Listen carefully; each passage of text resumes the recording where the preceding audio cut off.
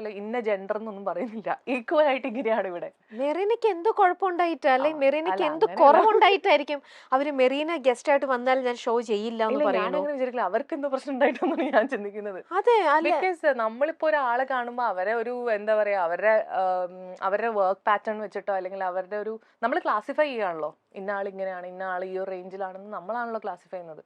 എനിക്ക് തോന്നില്ല ഞാൻ എൻ്റെ ലൈഫിൽ ഒരാളെടുത്ത് അങ്ങനെ ഒരു ഇൻസൾട്ട് ചെയ്യാനോ അല്ലെങ്കിൽ അങ്ങനത്തെ രീതിയിൽ ബാഡായിട്ട് ഫീൽ ചെയ്യിപ്പിച്ചിട്ടുണ്ടെന്ന് എനിക്ക് തോന്നുന്നില്ല.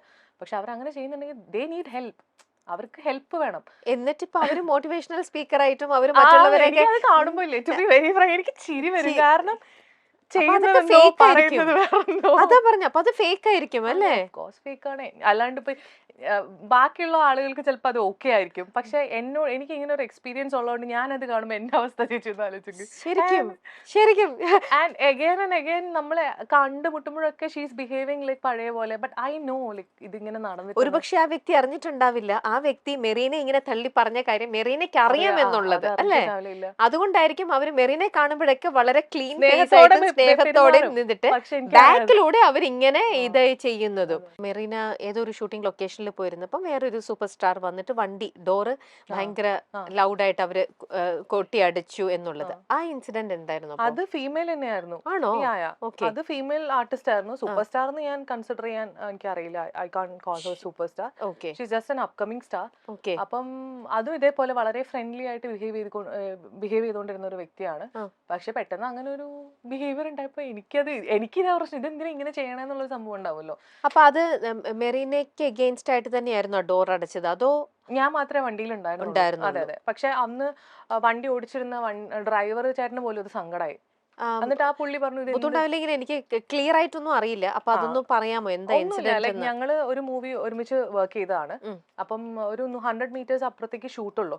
വണ്ടിയിൽ പോകേണ്ട ആവശ്യമില്ല, നടന്നു പോകാനുള്ളതേ ഉള്ളൂ സത്യം പറഞ്ഞ്. അപ്പൊ ഞാൻ ആദ്യം മേക്കപ്പ് കഴിഞ്ഞ് റെഡി ആയി. അപ്പം അതിന്റെ തലേ ദിവസം ഇതേപോലെ ഞാൻ ഫ്രണ്ടിൽ ഇരിക്കുന്ന സമയത്ത്, അതായത് ഡ്രൈവറുടെ സൈഡിലുള്ള സീറ്റിൽ ഇരിക്കുന്ന സമയത്ത് ഷീ ഫെൽറ്റ് അപ്സെറ്റ്. അപ്പൊ എനിക്കത് മനസ്സിലായി. ഇപ്പൊ ചില ആളുകൾക്ക് ഉണ്ട് ഇങ്ങനെ അപ്സെറ്റ് ആവുന്ന ഒരു പരിപാടി. ഇതിനു മുമ്പ് എനിക്ക് എക്സ്പീരിയൻസ് ഉണ്ടായിട്ടുണ്ട്, which is from a male. അപ്പം ഈ കാര്യം എന്താ വെച്ചാൽ ഞാനപ്പോ നെക്സ്റ്റ് ഡേ സെക്കൻഡ് ഡേ ഇങ്ങനെ 100 മീറ്റേഴ്സ് ഷൂട്ടുള്ള സ്ഥലത്ത് പോകാൻ വേണ്ടിയിട്ട് ഞാൻ ബാക്കിലിരുന്നു.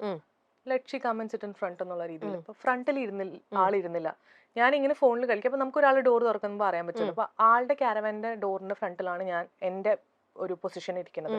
ഞാൻ ഫോണിൽ കളിക്കുമ്പോൾ ആള് തുറന്ന് എന്നെ കണ്ട ഉടനെ ആള് വാതിലടച്ചു. അപ്പൊ എനിക്ക് മനസ്സിലായി. അപ്പൊ ഞാൻ വെച്ചു, ദൈവമേ ഇന്നലെ ഫ്രണ്ടിലിരുന്നായിരുന്നല്ലോ പ്രശ്നം, ഇന്നിപ്പോ എന്താ പ്രശ്നം എന്ന്. അപ്പൊ അസിസ്റ്റന്റ് വന്നിട്ട് പറഞ്ഞു അടുത്ത വണ്ടി വിട്ടോളാൻ. അപ്പൊ ക്യാരവാനിലെ ചേട്ടൻ അപ്സെറ്റ് ആയി, ആൾക്ക് സങ്കടമായി. ആൾ എൻ്റെ അടുത്ത് എന്തൊക്കെയോ പറഞ്ഞു. ആള് പറഞ്ഞു എന്തായാലും ഇങ്ങനെ അങ്ങനെ ഇങ്ങനെ എന്നിട്ട് പുള്ളി എന്തൊക്കെയോ പുള്ളിയുടെ ഒരു വിഷമം പോലെ പറഞ്ഞു. അപ്പൊ എൻ്റെ അസിസ്റ്റന്റ് ഉണ്ടായിരുന്നു. ഞാൻ വണ്ടിയിൽ നിന്ന് ഇറങ്ങി. ഞാൻ പറഞ്ഞു ചേട്ടാ ഇനിയും നമ്മള് കൊണ്ടാക്കി തിരിച്ചു വന്ന് ആളെ പിക്ക് ചെയ്ത് പോകുമ്പോഴേക്ക് ലേറ്റ് ആവും. അവിടെ ഒരു വലിയ ഡയറക്ടർ വെയിറ്റ് ചെയ്യുന്നുണ്ട്. അദ്ദേഹത്തിന്റെ വയസ്സും അദ്ദേഹത്തിന്റെ ഒരു കരിയർ ഗ്രാഫും നമ്മൾ മാനിക്കണം. ഞങ്ങൾ നടന്നു പോയിക്കോളാം എന്നുകൊണ്ട് ഞങ്ങൾ നടന്നുപോയി. സാർ അവിടെ ഇരിക്കുകയായിരുന്നു. സാർ ഭയങ്കരമായിട്ട് അപ്സെറ്റ് ആയിട്ട് എന്ത് ചെയ്യായിരുന്നു നിങ്ങൾ ഇത്ര നേരം, അതിന് ഫുൾ ക്രൂ വെയിറ്റ് ചെയ്യുക. ഞാൻ സാർ എനിക്ക് ഇപ്പം പ്രത്യേകിച്ച് ഒന്നും പറയാൻ പറ്റില്ല, ഷോട്ട് കഴിഞ്ഞിട്ട് പറയാം. ഇതാണ് എക്സ്പീരിയൻസ് ഉണ്ടായത്, which is from a female, which I felt bad. എനിക്ക് സങ്കടമായി. ബിക്കോസ് സങ്കടം ആസ് എന്തിനാ അങ്ങനെ ചെയ്യണേ. അപ്പൊ അത് നിങ്ങളിപ്പോ ഒരുമിച്ച് ഒരു ഷൂട്ടിംഗ് നടക്കുമ്പോൾ നിങ്ങൾ ഒരുമിച്ച് ഒരു സീൻ വരുമ്പോൾ നിങ്ങളുടെ ആ ഒരു അഭിനയത്തിലോ അല്ലെങ്കിൽ നിങ്ങൾ ഒരുമിച്ചുള്ള സീനിനോ അത് ബാധിക്കും? ഞങ്ങളെ കണ്ട സിസ്റ്റേഴ്സ് ആണെന്ന് തോന്നും, അത്ര സ്നേഹമാണ്. എന്നിട്ട് അവര് ഇതിൽ വരുമ്പോ അവര് വളരെ അത്ര ഫ്രണ്ട്ലി ആയിട്ട് നിൽക്കും. അതെ അതെ അതെ.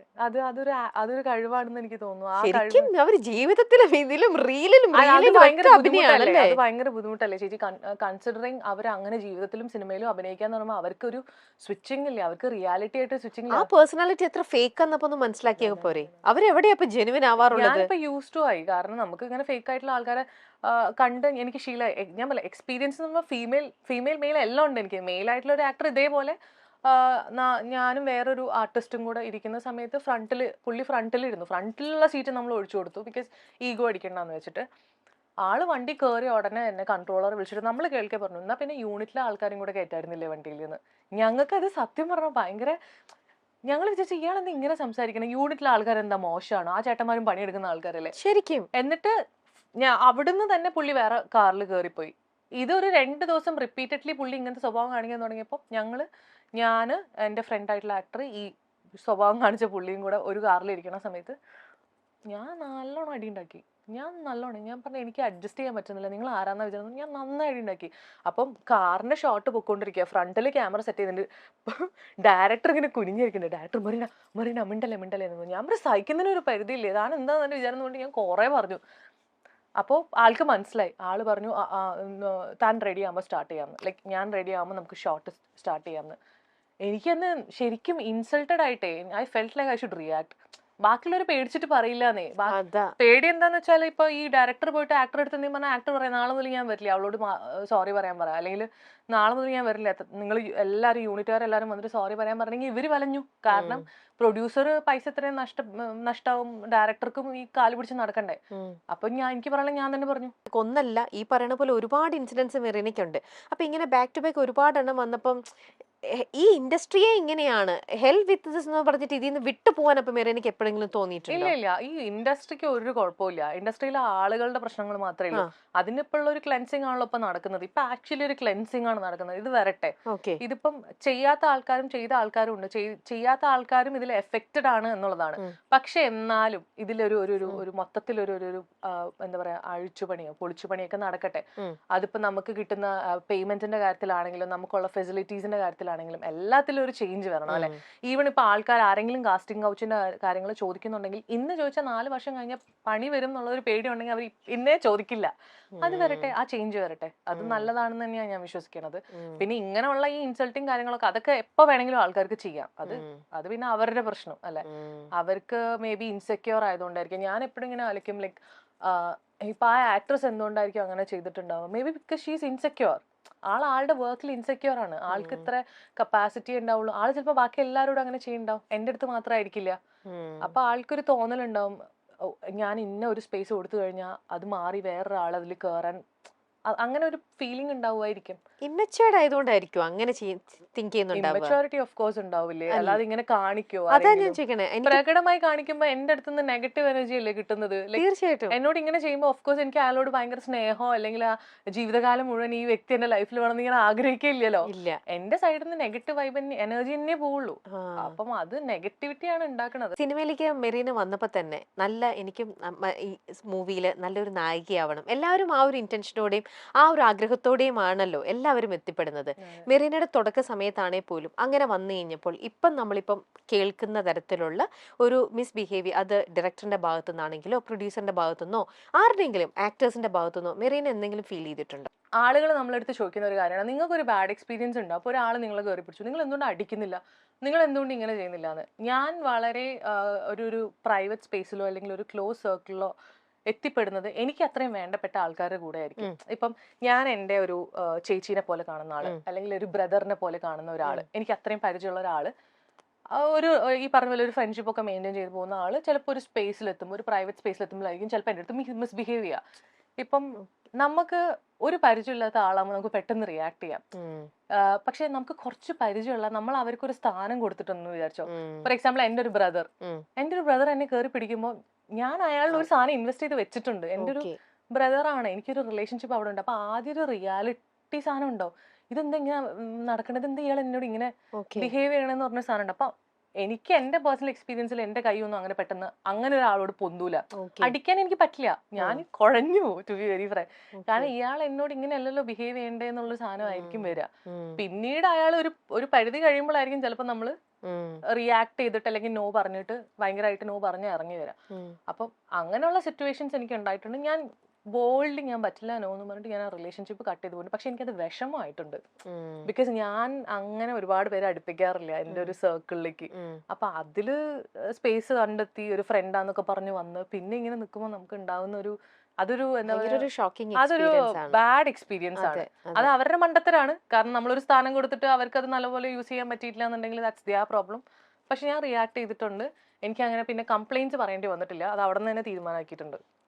അല്ലാതെ പുറത്തുനിന്നൊന്നും ഒരാൾ വന്നിട്ട് അത് ഇങ്ങനെ ആണെങ്കിൽ ഇങ്ങനെ ചെയ്യാൻ പറ്റുള്ളൂ അല്ലെങ്കിൽ ഇന്ന സിനിമ ചെയ്യണമെങ്കിൽ ഇങ്ങനെ ചെയ്യണം അങ്ങനെയൊന്നും പറഞ്ഞിട്ടില്ല. ഇതുവരെ പറഞ്ഞിട്ടില്ല. ഇല്ല. അപ്പൊ ഈ സിനിമയിൽ എത്തുന്നതിനെക്കാട്ടിലും ഡിഫിക്കൽട്ട് ആയിരുന്നു ഇതിൽ ഇപ്പൊ ഈ ഇൻഡസ്ട്രിയിൽ ഇപ്പൊ എത്ര വർഷമായി? അപ്പൊ ഇതിൽ സർവൈവ് ചെയ്യണത് ആണ് കുറച്ചും കൂടെ ഡിഫിക്കൽട്ട് എന്ന് തോന്നുന്നുണ്ടോ? ഇൻഡസ്ട്രി ആക്ച്വലി നല്ല ഇൻഡസ്ട്രി തന്നെയാണ്. ഇത് എല്ലാ ഇൻഡസ്ട്രിയിലും ഇങ്ങനത്തെ പ്രശ്നങ്ങളുണ്ടല്ലോ. ഏത് സെക്ടേഴ്സ് എടുക്കുകയാണെങ്കിലും എല്ലാ സെക്ടേഴ്സിലും ഇങ്ങനത്തെ പ്രശ്നങ്ങളുണ്ട്. ഞാൻ പറയാം എപ്പോഴും നമ്മളിത് ഫിസിക്കലി അതിനെ പോയിന്റ് ഔട്ട് ചെയ്യുന്നതുകൊണ്ടാണ് അത് മാത്രം പുറത്തേക്ക് വരുന്നത്. അല്ലാതെ ഈ പാരവപ്പും ബാക്കിൽ നിന്നിട്ട് പണി തരുന്നതും ഒക്കെ ഏതും ഐ.ടിയിൽ പോയാലും കാണാം, ഹോസ്പിറ്റലിൽ പോയാൽ എല്ലാ മേഖലയിലും ഉണ്ട് ഈ ഒരു പറയുന്ന കുത്തിത്തിരിപ്പും നമുക്ക് അടി കിട്ടുന്നത് പരിപാടിയും ഇതൊക്കെ എല്ലായിടത്തും ഉണ്ടാവും. ഇപ്പൊ നമ്മുടെ ഇവിടെ ചർച്ചയായിക്കൊണ്ടിരിക്കുന്നത് പിന്നെ ഈ ഇൻഡസ്ട്രിയിൽ ആകുമ്പോഴത്തേക്ക് അത് കുറച്ചും കൂടെ മസാല ചേർത്ത് കുറച്ചും കൂടെ ഫ്ലാഷി ആയിട്ട്. ഞാൻ ഈ ഇൻഡസ്ട്രിയിലും കൂടെ ആയതുകൊണ്ട് എനിക്ക് കുറച്ചുകൂടെ റിലേറ്റ് ചെയ്ത് പറയാൻ പറ്റും. Industry is very good. കാരണം നമുക്ക് നല്ല വിസിബിലിറ്റിയാണ് ആൾക്കാരുടെ അടുത്ത്. നമ്മളൊരു പരസ്യം ചെയ്താലോ ഒരു സിനിമയിൽ ഒരു റോള് ചെയ്ത് അത് ഹിറ്റായി കഴിഞ്ഞാലോ ആളുകൾ കൂടുതൽ അറിയും. പൈസ നന്നായിട്ട് വരും. ഇനോഗ്രേഷൻസ് ആണെങ്കിലും അങ്ങനത്തെ കാര്യങ്ങളിലൊക്കെ പൈസ വരും. പക്ഷെ ഇതിന്റെ ഇടയിലുള്ള ഈ തൊഴിൽ നിഷേധം എന്ന് പറഞ്ഞ കാര്യം അതാണ് മെയിൻ പ്രശ്നം. അതായത് ജോലി തരണമെങ്കിൽ ഇങ്ങനെ ചെയ്യണം എന്ന് പറയണതും ഇത് കാരണം ജോലി ഇല്ല എന്നൊക്കെ പറഞ്ഞ് നമ്മൾ ഈ ആൾക്കാരുടെ പണി മുടക്കുന്നത് തന്നെയാണ് മെയിൻ കാര്യം എന്നാണ് എനിക്ക് തോന്നുന്നത്. അത് എല്ലാ ഇൻഡസ്ട്രിയിലും ഉണ്ടെന്ന് ഞാൻ വിശ്വസിക്കുന്ന ഒരാളാണ്. ആൻഡ് ഞാൻ പറഞ്ഞത് ഇതൊരു ബ്യൂട്ടിഫുൾ ഇൻഡസ്ട്രിയാണ്. നമ്മളൊരു ആർട്ടല്ലേ ഉണ്ടാക്കുന്നത്. എന്ത് നമ്മൾ ചെയ്യണം. ഒരു സാധനം പെയിന്റ് ചെയ്താൽ നമ്മൾ വിറ്റ് ഒരാൾ ഇട്ട് കാണുമ്പോൾ നമുക്ക് അതിനൊരു സന്തോഷം ഉണ്ടാവില്ല. അതുപോലെയല്ലേ സിനിമയും. നമ്മളെല്ലാവരും ഗ്രൂപ്പായിട്ട് ചെയ്യുന്നതാണ്. പിന്നെ ഒരു 10-50 പേര് വരുന്ന ഒരു ക്രൂ ആകുമ്പോൾ 50 പേർക്കും 50 അഭിപ്രായങ്ങളായിരിക്കും. അപ്പൊ അതെല്ലാം കൂടെ ഇങ്ങനെ കൂട്ടിച്ചേർത്ത് മുന്നോട്ട് കൊണ്ടുപോകാന്ന് പറയുന്നതും ഒരു ടാസ്ക് തന്നെയാണ്. ഓക്കെ. അപ്പൊ ഇപ്പൊ നമ്മുടെ ഈ ഒരു ഓരോ ഓഫർ വരിക, ഓരോ ചാൻസ് വരിക, ഓരോ മൂവിയിലേക്ക് വിളിക്കുമ്പോഴും ഇപ്പം അങ്ങനത്തെ ഒരു എക്സ്പീരിയൻസ് ഉണ്ടായിട്ടില്ല എന്ന് പറഞ്ഞു, ഡയറക്ടേഴ്സിന്റെ ഭാഗത്തു നിന്നാണെങ്കിലും ആക്ടേഴ്സിന്റെ ഭാഗത്തു നിന്നാണെങ്കിലും. പക്ഷേ ഇപ്പൊ ഈ നേരത്തെ പറഞ്ഞിരുന്നല്ലോ ഫ്രണ്ടായിട്ട് കണ്ടു, പിന്നെ അവർ മിസ്ബിഹേവ്. അപ്പൊ ആ പറയുന്ന ആളും ഈ പറയുന്ന മേഖലയിലുള്ള ആളാണെങ്കിൽ പിന്നെ അവരുടെ കൂടെ വർക്ക് ചെയ്യുന്ന ആ ഒരു ഇതും അതെങ്ങനെയായിരിക്കും? പിന്നെ ഇല്ല, എനിക്ക് പിന്നെ അങ്ങനെ വർക്ക് ചെയ്യേണ്ടി വന്നിട്ടില്ല അവരുടെ കൂടെ. പക്ഷെ ഇൻ കേസ് അങ്ങനെ വർക്ക് ചെയ്യുകയാണെന്നുണ്ടെങ്കിൽ നമ്മൾ ഇരുന്ന് സംസാരിച്ചത് അതിൻ്റെ ഒരു ക്ലാരിറ്റി ഉണ്ടാവും. പിന്നെ എന്റെ സൈഡിൽ നിന്ന് ഞാനൊരു നോ പറഞ്ഞാൽ അവർക്ക് റൈറ്റ്സ് നോ. അപ്പം ഇപ്പൊ ഞാനിപ്പോ ഒരു വലിയ പടം ചെയ്യാം, അതിൽ ഈ പേഴ്സൺ അതിന്റെ ക്രൂവിന്റെ ഒരു പാർട്ടാണെന്നുണ്ടെങ്കിൽ നമ്മൾ ഈ പറഞ്ഞ പോലെ നമുക്ക് എന്താ പറയുന്നത് കരിയർ വൈസ് ഉള്ള സംസാരങ്ങൾ ഉണ്ടാവില്ലേ. അത് ഇപ്പം അടുത്ത ഷോട്ട് ഇങ്ങനെ അല്ലെങ്കിൽ ഈ സീൻ നമ്മൾ ഇങ്ങനെ ചെയ്യാൻ പോകുന്നു അതുണ്ടാവും. അതർ ദാൻ ദാറ്റ് ഒരു ഫ്രണ്ട്ഷിപ്പ് എന്നുള്ള കാര്യം നിങ്ങൾ എന്റെ അടുത്ത് എക്സ്പെക്ട് ചെയ്യരുത്. അത്രേ ഉള്ളൂ. ഓക്കെ. പിന്നെയും അവരുമായിട്ട് വർക്ക് ചെയ്യേണ്ടി വന്നിട്ടുണ്ട്. പക്ഷെ അതിനെ മെറീനയായിട്ട് വളരെ എന്താ പറയാ വളരെ മെച്ചുവേർഡ് ആയിട്ട് അതിനെ ഹാൻഡിൽ ചെയ്ത് പ്രൊഫഷണൽ വേയിലൂടെ മാത്രം അതിനെ കൊണ്ടുപോയി. അതിപ്പോ ഞാൻ പറഞ്ഞ നേരത്തെ പറഞ്ഞ ഫീമെയിൽ എന്ന് പറഞ്ഞ വ്യക്തിയും ഞങ്ങൾ ഒരുമിച്ച് പിന്നെയും ഒരുപാട് സീനുകൾ ഒരുമിച്ച് അഭിനയിച്ചിട്ടുണ്ട്. ആൻഡ് ഐ നോ ലൈക്ക് ഇങ്ങനെയാണ് എന്നുള്ളത്. പക്ഷെ അത് ഈ വർക്ക് ചെയ്യുന്നതിനെ നമ്മൾ ഒരു രീതിയിൽ അത് ബാധിക്കേണ്ട ആവശ്യമില്ല. വർക്ക് ഇസ് വർക്ക് അല്ല. വേറെ ഏതെങ്കിലും ഇപ്പൊ മെറീനയ്ക്കുള്ള ഇൻസിഡന്റ് മെറീന അവിടെ നോ പറയുന്നുണ്ട്, അതിനുള്ള ഒരു ബോൾഡ് ആയിട്ട് ആൻസർ ചെയ്യുന്നുണ്ടെന്ന് പറഞ്ഞു. മെറീനയുടെ കൂടെ തന്നെ സെറ്റിലുണ്ടായ മറ്റ് ഏതെങ്കിലും ആർട്ടിസ്റ്റുകൾ ഇതേപോലെ ഒരു ക്രൈസിസിലൂടെ ഫേസ് ചെയ്യുന്നു, അല്ലെങ്കിൽ ഒരു ജൂനിയർ ആർട്ടിസ്റ്റ് ആയിക്കോട്ടെ, അവർക്ക് അതിപ്പം ഇങ്ങനെയെന്നല്ല, അവർക്ക് ഫുഡ് കിട്ടുന്ന കാര്യത്തിലോ ഈ പറയുന്ന പോലെ പിക്കപ്പിന്റെ കാര്യത്തിലോ അങ്ങനെ ഏത് കാര്യത്തിലാണെങ്കിലും അവർക്ക് അവിടെ ഒരു പരിഗണന കിട്ടുന്നില്ല, അവർക്ക് അവിടെ വേണ്ട രീതിയിൽ ഒരു സെക്യൂരിറ്റി വരുന്നില്ല എന്ന് കണ്ടിട്ട് എപ്പോഴെങ്കിലും പ്രതികരിക്കേണ്ടതായിട്ട് വന്നിട്ടുണ്ടോ? ഇല്ല. ഇപ്പം ഫോർ എക്സാമ്പിൾ ഇപ്പം എനിക്കൊരു ക്യാരവാനോ അല്ലെങ്കിൽ ഒരു റൂമോ തന്നിട്ടുണ്ട്. അപ്പൊ ഏതെങ്കിലും ഒരു സപ്പോർട്ടിംഗ് ആർട്ടിസ്റ്റ് ഞാൻ പറയുള്ളൂ. ജൂനിയർ ആർട്ടിസ്റ്റ് എന്ന് പറയുന്നത് തന്നെ ആ ടേം തന്നെ ശരിയാണെന്ന് വിശ്വസിക്കുന്നില്ല. അപ്പോൾ സപ്പോർട്ടിംഗ് ആർട്ടിസ്റ്റ് ആയിട്ടുള്ള ആൾക്കാർക്ക് ഇപ്പൊ ഡ്രസ് ചേഞ്ച് ചെയ്യണം, വാഷ്റൂം പോകണം, ചേച്ചിമാരൊക്കെ വന്നിട്ട് അങ്ങനെയൊക്കെ ആകുമ്പോൾ നമ്മളെ കൊണ്ട് പറ്റുന്ന രീതിയിൽ നമ്മൾ അത് സപ്പോർട്ട് ചെയ്യാറുണ്ട്. ഈവൻ സ്വാസിക പോലും, Swasika as A very good friend, Swasika ഒത്തിരി ഇങ്ങനെ ഹെൽപ്പ് ചെയ്യണേ ഞാൻ കണ്ടിട്ടുണ്ട്. ബിക്കോസ് നമുക്കറിയാം എങ്ങനെയാണെന്നുള്ളത്. നമ്മൾ ഈ ചെറിയ ചെറിയ രീതിയിൽ ഗ്രോ ചെയ്ത് വരുമ്പോൾ നമുക്ക് ഏകദേശം ആ എക്സ്പീരിയൻസസ് മനസ്സിലാവും. പിന്നെ ചില കാര്യങ്ങൾ എന്താന്ന് വെച്ചാൽ എല്ലാരെയും ഈ പറഞ്ഞ പോലെ പ്രൊഡക്ഷന് എപ്പോഴും നമുക്ക് എല്ലാരെയും ശ്രദ്ധിക്കാൻ പറ്റില്ല എന്നുള്ളൊരു കാര്യം അവർ എപ്പോഴും പറയാറുണ്ട്. അപ്പൊ കൂടെയുള്ള ആർട്ടിസ്റ്റുകളും ഇതൊക്കെ ഒന്ന് സഹായിച്ചാലും സപ്പോർട്ട് ചെയ്താലും ആണ് ഇങ്ങനത്തെ കാര്യങ്ങൾ മുന്നോട്ട് പോവുക. അല്ലാതെ ഇപ്പം രാവിലെ 6 മണിക്ക് ഷൂട്ട് തുടങ്ങി വൈകിട്ട് 6 മണി വരെ ആ ചേച്ചിക്ക് വാഷ്റൂമിൽ പോകാനുണ്ടെങ്കിൽ അത് ചേച്ചി ഇവിടെ പോകാൻ പറ്റില്ല എന്ന് പറഞ്ഞാൽ ആ ലേഡി കിടന്ന് സ്ട്രഗിൾ ചെയ്യും. നമുക്ക് അറിഞ്ഞൂടെ എന്തോരം പെയിൻ ആണ് അതെന്നുള്ളത്.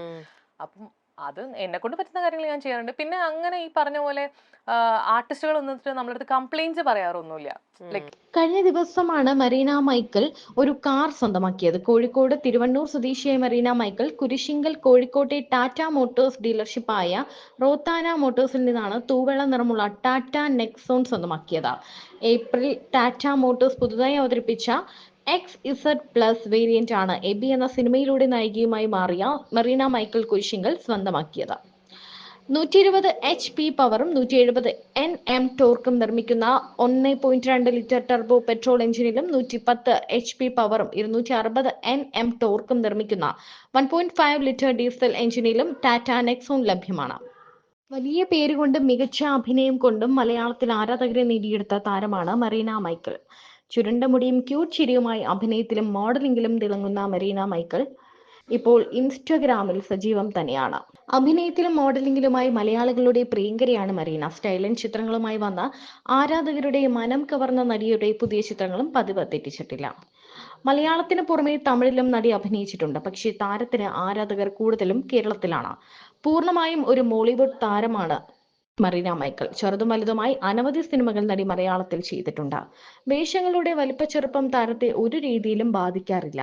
ചെറിയ വേഷങ്ങൾ അനവധി ചെയ്തു വന്ന താരം മലയാളികളുടെ മനസ്സിൽ കയറുന്നത് ഹാപ്പി വെഡിങ് എന്ന സിനിമയിലൂടെയാണ്.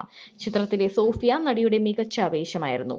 വെറും കൊമേഴ്സ്യൽ വേഷങ്ങളും അഭിനയ പ്രാധാന്യവുമുള്ള വേഷങ്ങളും നടി ചെയ്യാറുണ്ട്. സിനിമയോടൊപ്പം ഷോർട്ട് ഫിലിമുകളിലും നടി സജീവമാണ്.